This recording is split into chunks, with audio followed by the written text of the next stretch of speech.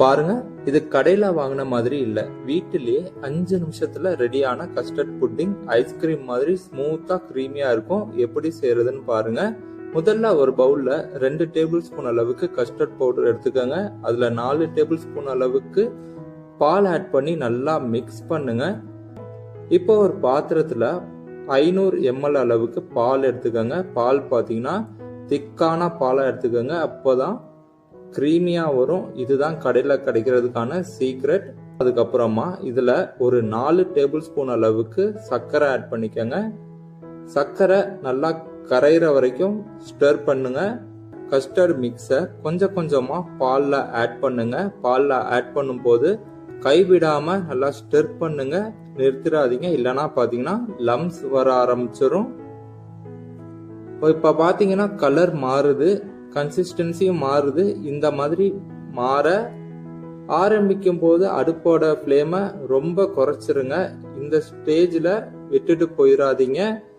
இப்போ பார்த்தீங்கன்னா இந்த மாதிரி செமி திக் கன்சிஸ்டன்சி வந்துச்சுன்னா அடுப்பை ஆஃப் பண்ணிடுங்க. ஓவரா குக் பண்ண வேண்டாம். இப்போ சாக்கோ சிப்ஸ் ஆட் பண்ணி மிக்ஸ் பண்ணிக்கோங்க. இந்த ஹீட்லேயே பார்த்தீங்கன்னா சாக்கோ சிப் மெல்ட் ஆக ஆரம்பிச்சிடும். ஃப்ரிட்ஜில் மினிமம் 1 hour வச்சிங்கன்னா ஐஸ்கிரீம் மாதிரி ஃபீல் இருக்கும். ஓவரா ஃப்ரீஸ் பண்ண வேண்டாம். பாருங்க, கிரீமியான சாக்லேட் புட்டிங் வீட்லயே 5 நிமிஷத்துல செம்மையா செய்யலாம். ஃபர்ஸ்ட் 2 டேபிள் ஸ்பூன் அளவுக்கு கஸ்டர்ட் பவுடர் எடுத்துக்கோங்க. 4 டேபிள் ஸ்பூன் அளவுக்கு பால் எடுத்துக்கோங்க. இப்போ இந்த பாலையும் கஸ்டர்ட் பவுடரையும் நல்லா லம்ஸ், அதாவது கட்டிகள் இல்லாத அளவுக்கு நல்லா மிக்ஸ் பண்ணிக்கோங்க. அடுத்ததா அடுப்பு ஆன் பண்ணி ஒரு பாத்திரம் வச்சுக்கோங்க. இதுல பாத்தீங்கன்னா நான் 500 ml, அதாவது 1/2 லிட்டர் அளவுக்கு தண்ணி கலக்காத திக்கான பால் எடுத்திருக்கேன். பால் சூடானதும் 4 டேபிள் ஸ்பூன் அளவுக்கு சர்க்கரை ஆட் பண்ணிருக்கேன். இப்போ சர்க்கரை நல்லா கரைஞ்சதும் பாத்தீங்கன்னா நம்ம ஆல்ரெடி ரெடி பண்ணி வச்சிருக்கிற கஸ்டர்ட் மிக்ஸை மறுபடியும் ஒரு தடவை மிக்ஸ் பண்ணிட்டு பால்ல ஆட் பண்ணிக்கலாம். இப்போ அடுப்பை பாத்தீங்கன்னா சிம்ல வச்சுக்கோங்க.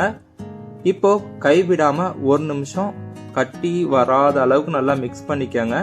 1 நிமிஷத்துல பாத்தீங்கன்னா இந்த மாதிரி செமி திக் கன்சிஸ்டன்சி வந்துடும். இந்த டைம்ல நான் 10 ரூபா டைரி மில்க் 2 ஆட் பண்ணிருக்கேன். இப்போ டைரி மில்கை நல்லா மிக்ஸ் பண்ணி விட்டுருங்க. இது கூட பாத்தீங்கன்னா நான் சாக்கோ சிப் ஆட் பண்ணிருக்கேன். இது கம்ப்ளீட்லி ஆப்ஷனல் தான், இருந்தா ஆட் பண்ணிக்கோங்க. இப்போ அடுப்பு ஆஃப் பண்ணிட்டு இந்த சாக்கோ சிப்ஸை இந்த மாதிரி நல்லா மிக்ஸ் பண்ணி விட்டுட்டு இது இந்த மாதிரி கன்சிஸ்டன்சில இருக்கும் போது பவுல்ல ஆட் பண்ணிட்டு ஃப்ரிட்ஜ்ல ஒரு 2 மணி நேரம் நல்லா ஸ்டோர் பண்ணி எடுத்துக்கோங்க. ஒரு சூப்பரான சாக்லேட் புட்டிங் ரெடி.